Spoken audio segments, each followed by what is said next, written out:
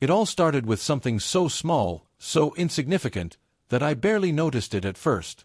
My wife, Emily, and I had been married for a decade. Over the years, our life had settled into a comfortable routine, not boring, just predictable. We both had our daily rhythms. I'd head to work, she'd manage her own activities, and our evenings were quiet, filled with the unremarkable comfort that comes with familiarity. But a few weeks ago, something changed. Emily seemed different. It wasn't something obvious at first, more like an undercurrent I couldn't quite place. She had this newfound energy, a spark that hadn't been there for a long time. She looked more vibrant, almost like she'd shed some invisible weight I hadn't even realized she was carrying. At first, I brushed it off. People go through phases, right? Maybe this was just hers. But as days passed, that subtle shift became impossible to ignore. It was during one of our usual breakfasts when she mentioned a new name, her eyes lighting up in a way I hadn't seen in years. "Claire invited me to a party," she said, her voice filled with excitement I hadn't heard in forever. "Claire?" I asked, setting down my coffee. "Who's Claire?" "Oh, just someone I met at a charity event. She's amazing, so fun and full of life," Emily replied, her tone casual, almost dismissive. That was odd. We'd been married 10 years, and she'd never mentioned anyone named Claire before. But I didn't press her. I tucked that information away, making a mental note of how animated she seemed when talking about this new friend. Over the next few days, Emily's schedule became noticeably packed. There were dinners, outings, social gatherings, things she'd never really cared for before. Her world, once revolving around a small circle of friends I knew well, now included new names, new events, and an energy I couldn't ignore. I didn't confront her. I'm not the paranoid type, and I've always believed in giving people space. But I watched. Quietly. Observing the little changes, the way she dressed, the extra time she spent getting ready. One evening, she came out of the bedroom wearing a sleek black dress I hadn't seen in years. It fit her perfectly, accentuating her figure in a way that made her look stunning, almost like she was trying to impress someone. Her makeup was flawless, her hair styled with meticulous care. I sat on the couch pretending to focus on some work documents, but my attention was entirely on her as she adjusted her earrings in the hallway mirror. "Don't wait up," she said with a quick glance my way, her voice light but firm. I just nodded, saying nothing as she walked out the door, leaving the faint trail of her perfume lingering in the air. That night, when she came home, something felt off. She didn't look tired, not like someone who'd been out laughing and chatting with friends. Instead, she was calm, too composed. She kicked off her heels by the door, heading straight to the bedroom without a word. As she showered, I noticed her handbag sitting on the table. It was familiar, but something about it caught my attention. Peeking from the side pocket was the corner of a pink envelope. I hesitated. I'm not the kind of guy who snoops. But curiosity got the better of me. Against my better judgment, I reached for it and pulled out the envelope. Inside was a note, written in bold, unmistakably masculine handwriting. "Thanks for the amazing evening. You and Claire are the best." No signature. No context. Just those words. My jaw clenched as I slid the note back into the envelope and returned it exactly as I'd found it. I sat back down, my mind racing while trying to keep my face blank. When she came out of the shower, wrapped in a towel, she looked completely at ease. "How was your night?" I asked, keeping my tone light. "Oh, it was wonderful," she said with a bright smile. "Claire really knows how to liven things up." I nodded, pretending it was just another conversation.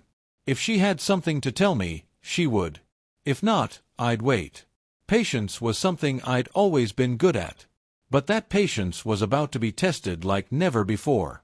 The next morning, over coffee, Emily was her usual self, chatty, light-hearted, completely at ease. It was like nothing had happened, like that pink envelope never existed. But it was all I could think about. Later that day, when she mentioned she had plans with Claire again, I decided to push the boundaries a bit. "Why don't I come along?" I suggested, keeping my voice casual. "It's been a while since we've done something fun together." For the briefest moment, she froze. It was subtle, just a flicker in her expression, but I caught it. Then she let out a light laugh, waving off the idea. "Oh, you wouldn't enjoy it. It's just going to be a bunch of girls talking about stuff you'd find boring. Trust me, you'd hate it." Her response was smooth, almost rehearsed. But that hesitation, that split second where her smile didn't reach her eyes, stuck with me. That evening, I watched her get ready again. The deliberate way she applied her makeup, the way she double-checked her reflection, smoothing down her dress with a nervous energy she tried to mask. She was glowing, yes, but not for me. That realization hit harder than I expected. When she left, I sat in silence, staring at the door long after it closed behind her. The house felt too quiet, the kind of silence that amplifies every thought racing through your head. I didn't know exactly what was going on, but I knew one thing for sure: there was more to this than she was letting on. The following day, while she was at work, I decided I couldn't just sit back and wait. If Emily wasn't going to give me the truth, I'd find it myself. I started simple: social media. Claire had to be out there somewhere, right?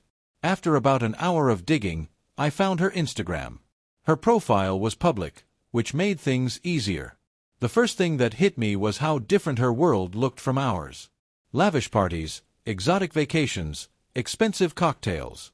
She was always surrounded by people, mostly men, posing like they were in some lifestyle magazine. Nothing about it screamed innocent girls' nights. Then I saw it, a photo from a party 3 weeks ago. Claire was front and center, laughing, a glass of champagne in her hand. But what stopped me cold was the background. There, partially blurred, but unmistakable, was Emily. She was holding a drink, her arm draped around some guy I'd never seen before. This was weeks before she'd even mentioned Claire's name to me. The irritation in my chest grew into something heavier, something darker. She'd been lying to me long before I even knew to be suspicious. But I wasn't done. I clicked through Claire's stories, those fleeting little videos people post that disappear after 24 hours. There was one that hit me like a punch to the gut. It showed a dimly lit room, loud music blaring, people dancing, laughing, drinking. And there, for a split second, was Emily. Not with Claire. Not with any of the friends she'd mentioned. But with a man. His hand was on her lower back, too familiar, too comfortable. I stared at the screen, my heart racing, my hands cold. I couldn't unsee it. The casual intimacy, the easy way she leaned into him like it was nothing. I needed more. More answers. More truth. Anything to make sense of the mess unraveling before me. I noticed Claire tagged a location in several posts, a high-end gym not far from our neighborhood. It was the kind of place people went less for fitness and more to be seen. If Claire was a regular, it wouldn't be hard to accidentally run into her. The next day, I signed up for a day pass. I dressed like I belonged there, blending in with a sea of designer gym wear and perfectly sculpted bodies. Sure enough, about 20 minutes into my workout, Claire walked in. She was impossible to miss, blonde, confident, the kind of woman who demanded attention without even trying. I waited until she was between sets, then approached casually, offering a friendly smile. "Claire, right? I'm Jake, Emily's husband." Her reaction was subtle but telling. A flicker of surprise, quickly masked by a charming smile. "Oh, so you're Jake. Emily talks about you all the time. She was good. I'll give her that." But beneath the polished surface, there was something calculated in her eyes, like she was sizing me up. We exchanged small talk, nothing deep. I kept it light, mentioning Emily here and there, watching how Claire responded.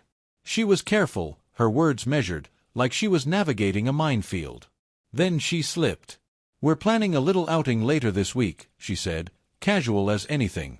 "Just a girls' night. Somewhere private. Definitely not your scene." The way she said it, so dismissive, almost smug, made my jaw tighten. I forced a polite smile, nodding as if I didn't care, but inside, I was boiling. Back home, I changed tactics. If Emily wanted to play games, I'd play too. That night, I suggested a romantic dinner at home. "Just the two of us," I said, smiling. "It's been a while since we've done something like that." To my surprise, she agreed. She even seemed excited, her face lighting up in a way I hadn't seen in ages. For a brief moment, I almost let myself believe things could go back to normal. But then, just 30 minutes before dinner, her phone buzzed. She glanced at the screen, her expression shifting in an instant. Panic. Guilt. Maybe both. "It's Claire," she blurted, grabbing her purse. "She's in trouble. I have to go." "I'll be quick, I promise." Before I could respond, she was out the door, leaving me standing there, staring at the table set for two. This time, I didn't just sit there. I grabbed my keys and followed her. I kept my distance as I followed Emily's car through the dimly lit streets. My heart was pounding, not from fear, but from a simmering mix of dread and anticipation. She wasn't heading anywhere near where you'd expect to find a friend in trouble. Instead, she drove straight into the city center, pulling up to one of those upscale nightclubs, exclusive, with velvet ropes and bouncers who looked more like security for a high-profile event. But Emily didn't go through the front door. No, she parked around the corner, slipped out of the car, and disappeared down a narrow side alley. I parked a block away and followed on foot, keeping to the shadows. She stopped at an unmarked black door. No signs, no crowd, just a single door with a keypad. She tapped in a code without hesitation, glanced around briefly, and slipped inside. My stomach churned. I waited, watching that door like it held the answers to every question clawing at my mind. After what felt like an eternity, curiosity burned hotter than caution. I circled the building, looking for another way in, but every entrance was either locked or guarded by men who looked like they'd been trained to spot guys like me, husbands with too many questions. Defeated, I returned to my car, but I didn't leave.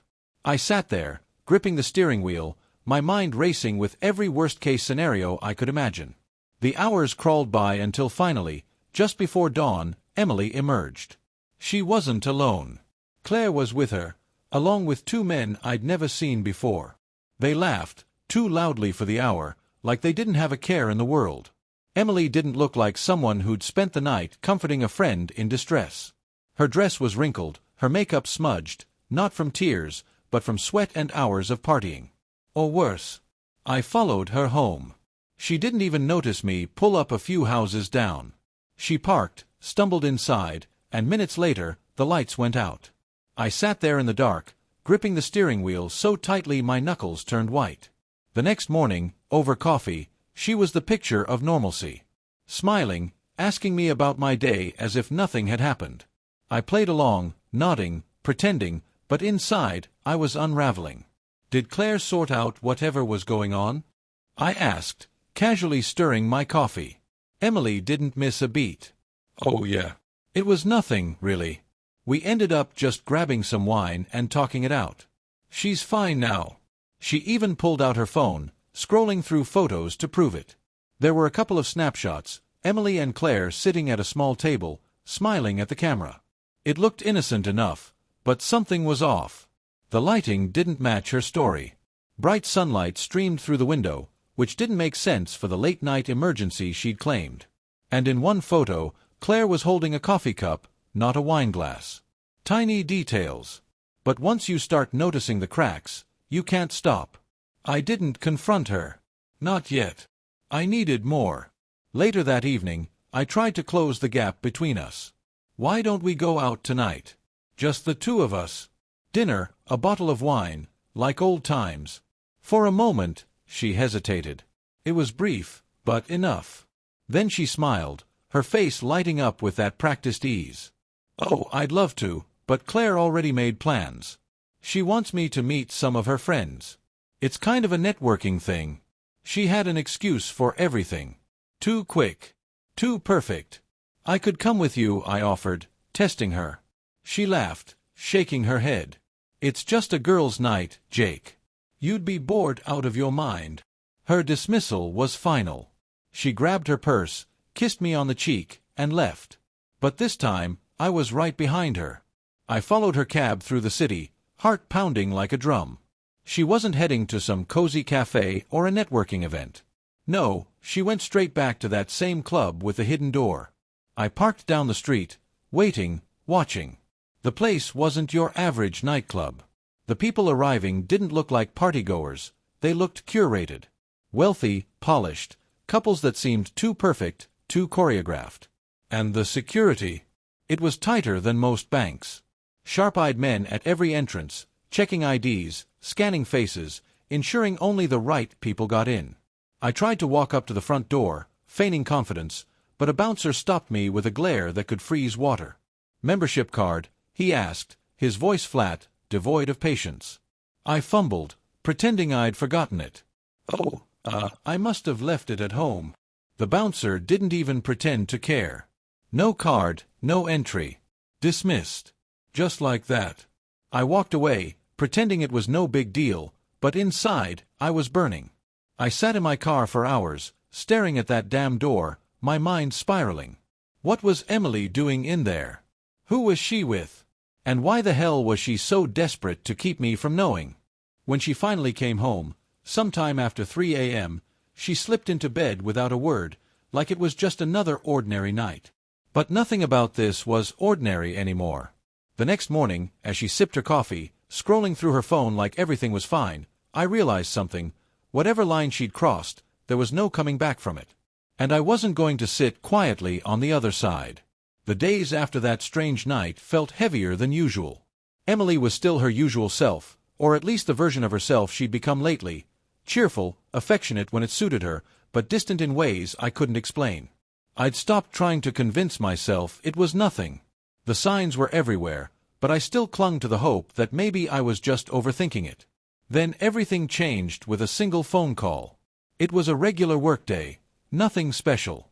I was buried under a pile of reports, trying to drown out the nagging thoughts about Emily's late nights and her evasive smiles. Around midday, my phone buzzed with a notification from our joint bank account. I didn't think much of it at first, just another charge, probably groceries or some online shopping. But when I glanced at the notification, my heart skipped a beat. A $2,000 purchase. From an adult store. I stared at the screen, my brain refusing to process what I was seeing. Maybe it was a mistake, a wrong transaction. I opened the banking app, my fingers trembling slightly. But there it was, clear as day. The charge wasn't an error. I clicked into the details, and the receipt loaded with a list that made my stomach drop. A box of 500 condoms, various oils, lubricants, and other items I couldn't even process. My heart raced as I read through it, the words blurring together, the weight of the truth sinking in. She didn't even bother to hide it. I sat there, numb, the hum of the office fading into nothing.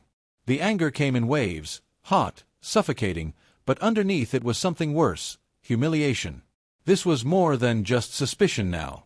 This was proof. Cold, undeniable proof. Before I could even gather my thoughts, my phone buzzed again. This time, it was Tom, our neighbor. "Hey, Jake," he started, his voice low and hesitant. "Sorry to bother you at work, but something's going on at your house." I felt my chest tighten. "What do you mean?" "There's a bunch of cars outside. Loud music. It looks like there's a party or something. I thought you'd want to know since, well, you're not there." I gripped my phone so tightly I thought it might crack.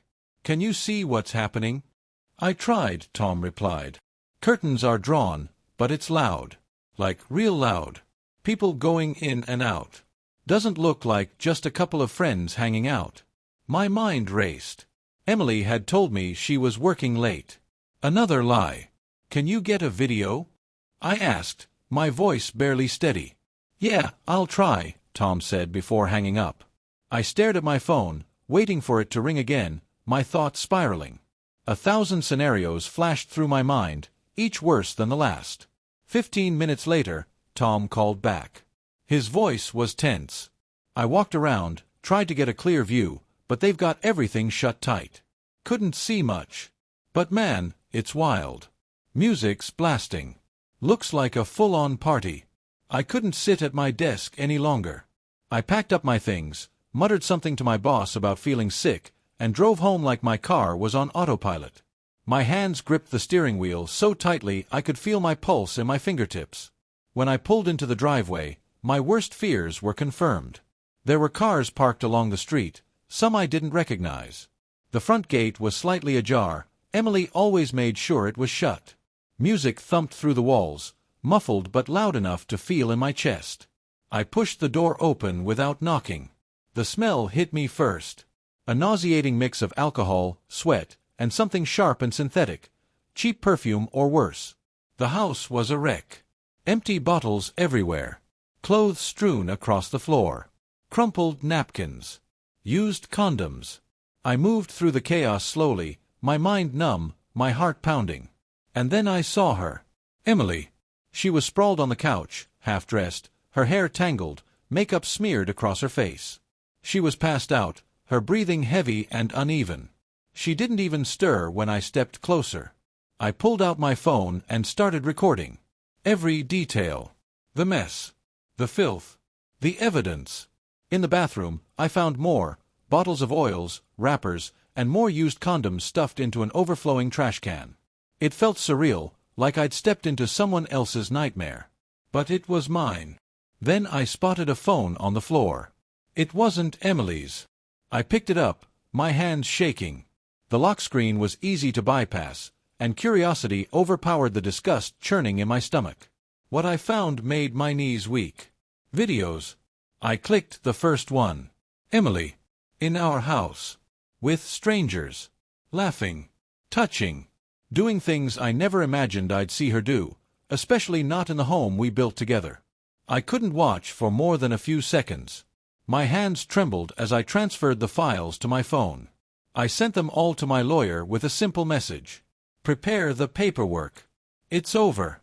When Emily finally stirred, her eyes blinking open with confusion, I was standing over her, her suitcase in hand. Get up, I said, my voice cold and distant. She rubbed her eyes, groggy and disoriented. Jake. What are you doing here? I didn't flinch. You think I don't know? You think I'm that stupid? She tried to speak, her voice slurred, but I didn't let her finish. Enough, I snapped. You had everything, Emily. And this is what you chose. I grabbed her things, dumped them on the front porch, and slammed the door behind her. For the first time in weeks, the house was quiet. But it wasn't over. Not yet. The house was eerily quiet after I slammed the door on Emily, her suitcase lying on the porch like a final exclamation mark to everything we'd built, and everything she'd destroyed. I stood there for a moment, breathing heavily, trying to process the mess left behind. Not just the physical wreckage of our home, but the wreckage of our marriage, our memories, and the life I thought we had. But this wasn't over. Not even close. I picked up the phone and called Ethan, my lawyer. My voice was calm, steady even, though I felt anything but. I've sent you everything. Photos.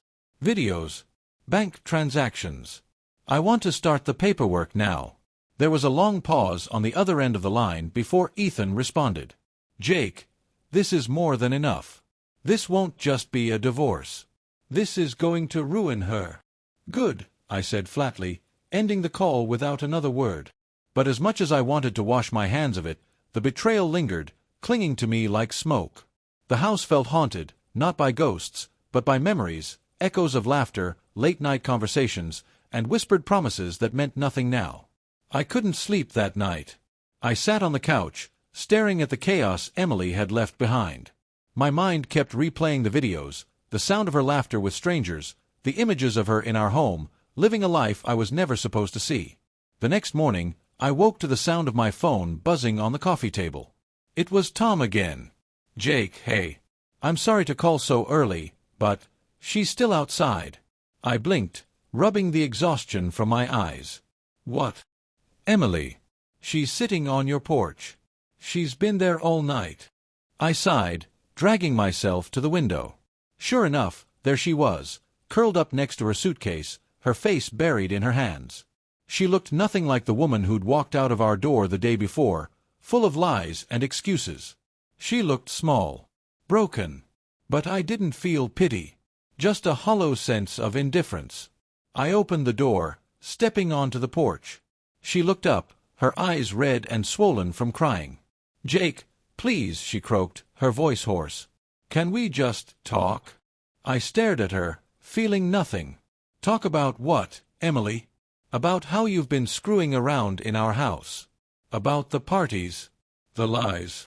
The $2,000 charge for condoms you clearly didn't buy for me. She flinched, tears spilling over. I made mistakes. Mistakes. I laughed, shaking my head. Mistakes are forgetting an anniversary or saying something you regret in an argument. What you did. That was a choice. Every single time. She opened her mouth to say something, but I cut her off. You don't live here anymore, I said coldly. Take your things and go.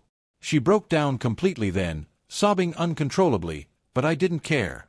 I turned around and walked back inside, slamming the door behind me. Later that day, Ethan called again. I've drafted the papers. Given the evidence, this should be quick. Good, I replied. But something still didn't sit right with me. It wasn't just about Emily anymore. I kept thinking about the videos, the messages on that phone I'd found. There were names, contacts, threads of conversations with people I didn't know. Claire was just the tip of the iceberg. Out of curiosity, or maybe spite, I dug deeper into that phone. It was like opening Pandora's box. Claire wasn't just a friend. She was orchestrating it all. There were messages from her to other women, conversations about parties, hookups, even payouts. It was more than just cheating. It was a business. I found texts between Claire and someone named Marcus. They talked about clients, arrangements, and cutting Emily in on the next big night. My blood boiled. Emily wasn't just unfaithful. She'd been manipulated, used as part of something darker, something designed to exploit people like me. But she went along with it. She chose it. I gathered everything, screenshots, message logs, videos, and sent them all to Ethan.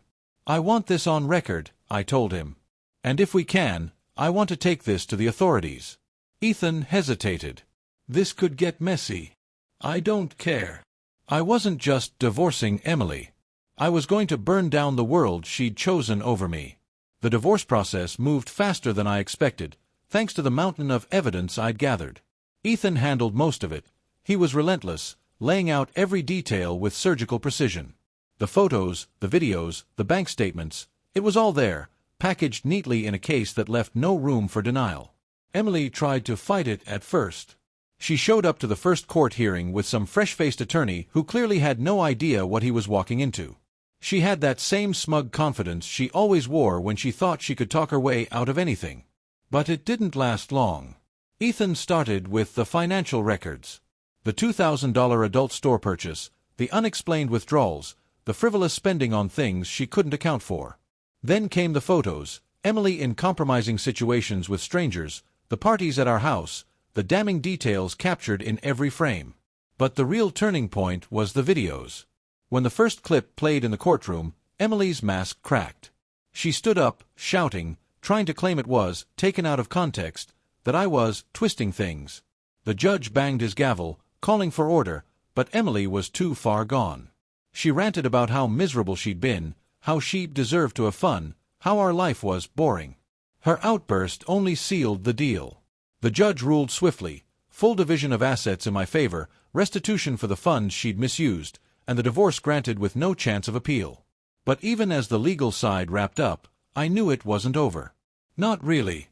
The phone I'd found at the house had more than just evidence of Emily's betrayal. It was a gateway into the dark network Claire had pulled her into. Names, messages, videos, everything laid out like a roadmap. This wasn't just about cheating. It was organized manipulation, exploiting vulnerable people for profit. I wasn't going to let it slide. I took everything to the authorities, police, lawyers, even a journalist Ethan connected me with. They were skeptical at first, but once they saw the evidence, they couldn't ignore it. The investigation grew fast, spreading beyond Emily and Claire. There were business executives, lawyers, even public officials tangled in the mess. The fallout was swift. Claire was arrested within weeks, along with several others.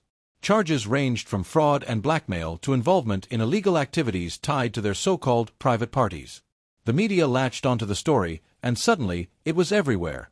Headlines, news segments, online forums.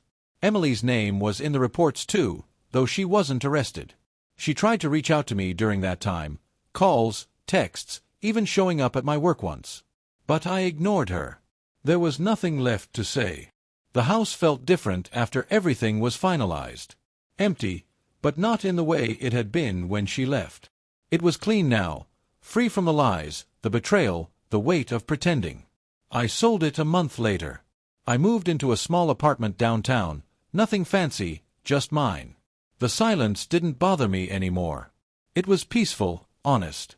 No ghosts lurking in the corners. One evening, as I was unpacking boxes, my phone buzzed.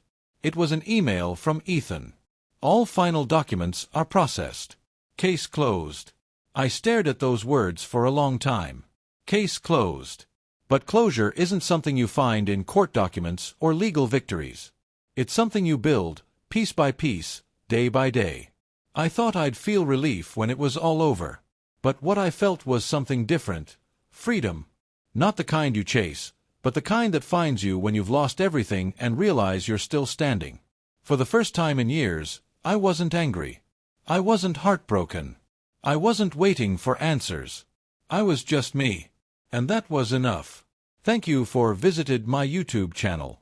Your support, likes, and comments truly inspire me to create even more engaging content. If you enjoyed this video, don't forget to subscribe and hit the notification bell so you never miss an update. You're a part of this amazing community, and I'm thrilled to share my stories with you. See you in the next video on YouTube.